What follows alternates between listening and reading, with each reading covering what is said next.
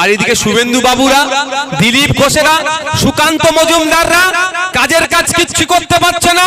ওদের দল ভারতবর্ষ চালাচ্ছে। কেন মেদিনীপুরের জমিনে একটা এমসের মতো মেডিকেল কলেজ আনতে পারেনি? এর প্রশ্ন না কেউ করে। কেন সেন্ট্রাল ইউনিভার্সিটি মেদিনীপুরের জমিনে হলো না? শুভেন্দু অধিকারীদেরকে কেউ না প্রশ্ন করতে পারে? মানুষের মধ্যে বিভেদ লাগানোর চেষ্টা করছে। ধরছি শুভেন্দু বাবুদেরকে।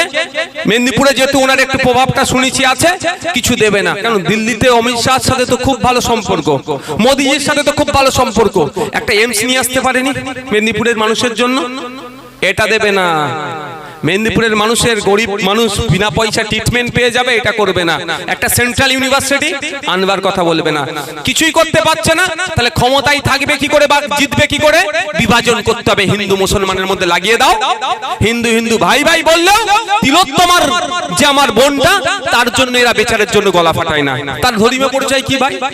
মুসলমান কিসে? তাহলে তার কথা কিন্তু বলে না।